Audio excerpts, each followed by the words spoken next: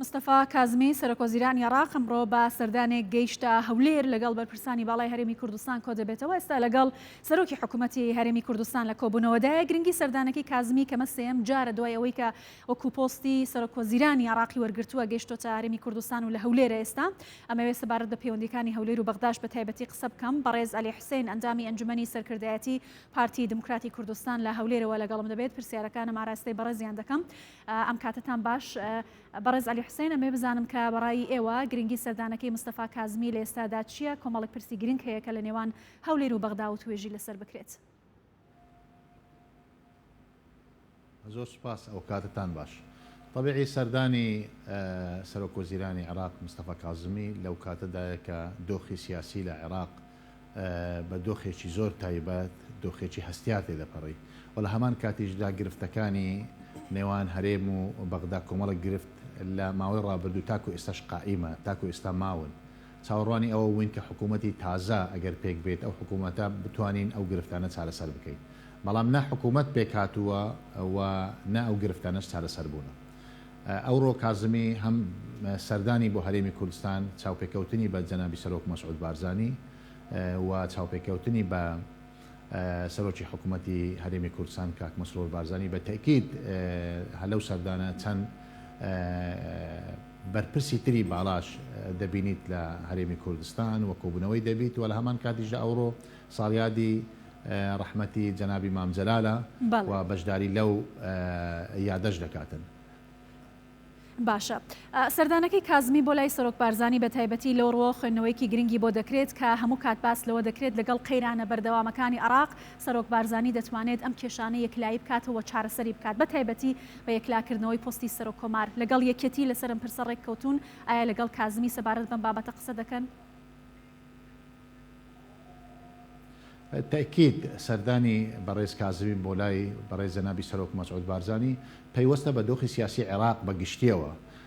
و ئەو پرۆسەی کە ئێستا لە ئارادایە بۆ پێکهێنانی حکوومەت ڕۆیای سەرۆک بارزانی گرنگە بۆ بەغدا بە گشتی و بۆ لایەنە سیاسیەکانیش و بە تەکیدیش ئەو چاوپێکەوتنانە ئەگەر لە نزیکەوەش نەبی بەڵام پەیوەندی بەردەوام چل لە ڕێگای شاندەکان چل لە ڕێگای پەیوەندی تەلەفۆنی بەردەوام هەیە. بەڵام بە تەکید لەو دۆخەی کە ئێستا عێراقی پێداتێ ئەپەڕی و پرسی پێکهێنانی حکوومەت و ناڕازیبوونی هەندێک لایەنەکان پێویستی بە گفتوگۆی بەردەوام و ڕاو و پێشنیاری لایەنە ئەساسیەکانی ناو پرۆسەی سیاسی هەیە. بە تەکید هەم لایەنە سیاسیەکانی عێراق لە پێکهێنانی حکوومەت چه ئەوانەی لە دەرەوەنە معارەزەن و چه حکوومەتیش کە ئێستا حکوومەتی تەسریف ئەعمالە بە شێوەیەک لە شێوەکان پێویستی بە ڕوئیای کەسە کاریگەرەکانی ناو پرۆسەی سیاسی هەیە ئەویش کە سەرۆک مەسعود بارزانیە. بە تەکید ڕوئیای جەنابیان عاملێکی مساعدە هەم بۆ حکوومەت کە لەو دۆخەدا چ بکە و بە شێوە مامەڵە بکە هەم بۆ لایەنە سیاسیەکانیش بۆ ئەوەی ئەو دۆخەیان ئەو قۆناغە بە شێوەیەکی هێمنانە و بە دیالۆگ تێپەڕیت و لە هەمان کاتیشدا چاوپێکەوتنی بە سەرۆکی حکوومەت ئێمە کۆمەڵک گرفتمان هەیە گرفتی ئانی یعنی تاکو حکوومەتی تازە پێک دێ گرفتی وزەیە گرفتی داراییە گرفتی ئاسایش و ئەمنە ئێستا لە کوردستان ئەمە پێویستی بە هەماهەنگی بەردەوام هەیە لەگەڵ حکوومەتی فیدرال لەگەڵ حکوومەتی هەرێمی کوردستان. باشەکەواتە گرفتەکە لە نێو ماڵی کورد نییە پارتی و یەکێتی دەگوترێت کە لەسەر پۆستی سەرۆک کۆمار پرسەکانیان یەکلایی کردوتەوە. ئەم بابەت یەکلایی بۆتەوە یا ناتانێت بۆ میدیاکان باسی بکەن؟ من پێم وایە ئەو جارە وەکو جاری پێشتر نابیتن ڕاستە ئەمە تێبینیمان هەبووە تێبینی جیامان هەبووە تاکید ئێمە حەزبی جیاین ڕوئیای جیامان هەیە بەڵام پێم وایە کێشەکە لەسەر کورد ناوەستیتن ئەگەر گەیشتە ئەو حەددا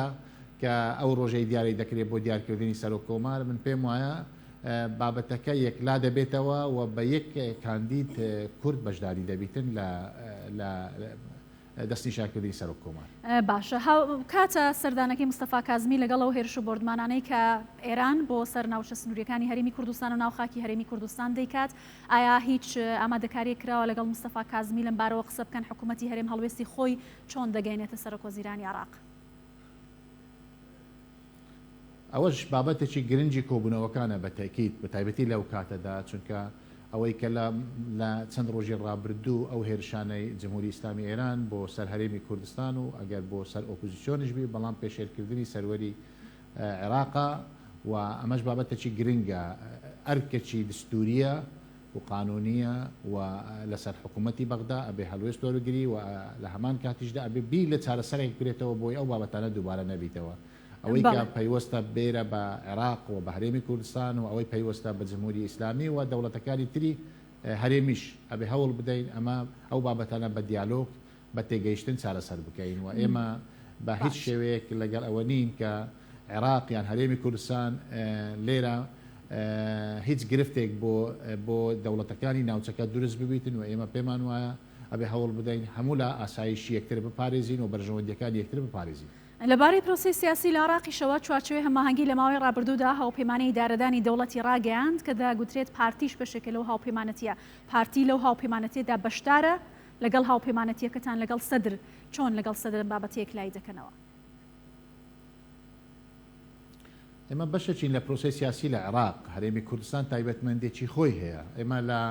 قۆناغێکدا لەگەڵ سەدر و لەگەڵ سونەکان هاوپەیمانەتێکمان هەبوو ڕێککەوتنێکمان هەبوو بەڵام سەدرەکان خۆ دەزانن یعنی ئەوان لە پرۆسی سیاسیان بڵین لە پەرلەمان کشانەوە و ئەوان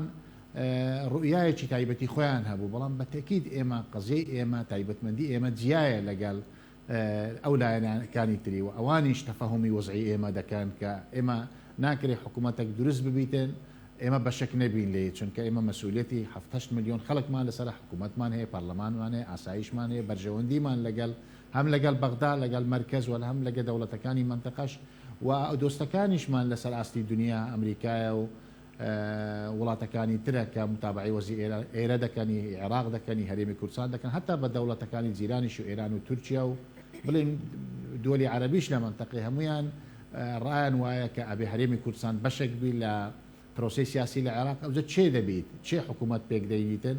ئێمە هەوڵ دەدەین ئێمە قەزیەمان هەیە و گرفتمان هەیە ئێمە لەگەڵ ئەوەی ئێمە چێشەمان نییە چێ حکوومەت پێک دەینی چێ ئامادەیە لەگەڵمان ڕێککەوی لەسەر چارەسەرکردنی گرفتەکانی ئێمە بەپێی دەستور. باشە بڕیار بۆ شاندێک بچێتە حەنانە سەردانی سەدر بکە لەگەڵیان کۆبێتەوە سەبارەت بەم بابەتانە ئایا سەردانی حەنانە دەکەن شاندەکە کێیە پارتی چۆن لەم شاندەدا بەشدارە؟ ئێمە کێشەمان نییە لەگەڵ بەڕێز موقتەدا سەدر یان ڕەوتی سەدر بەگشتی دۆستی ئێمەن و ئەوان تەفاهومی تێبینیەکانی ئێمە یان هەنگاوەکانی ئێمەش دەکەن کێشەکە لە ناو ماڵی شیعەیە لە نێوان چوارچێوەی هەمانجی و لەگەڵ ڕەوتی سەدرە بەڵام بە تاکید ئێمە هەردەم کورد بەگشتی و بەتایبەتی پارتی و سەرۆک مەسعود بارزانی ئامادەی تێدا بۆ ڕۆڵێکی ئیجابی بجێڕیت و ئەگەر هەردوو لایەن ئامادەیان تێدا بیتن پارتی و بەتایبەتی جەنابی سەرۆک ئەو ڕۆڵە بجێری من پێم وایە هەموو کاتێک ئامادەیە بۆ بتوانانی عاملێکی ئیجابی عاملێکی مساعدبی بۆ چارەسەرکردنی گرفتەکان. بەڵێ بەڕێز علی حسین ئەندامی ئەنجومەنی سەرکردایەتی پارتی دموکراتی کوردستان زۆر سپاس لە هەولێرەوە لەگەڵ کوردستان 24 بووی. زۆر سپاس بۆ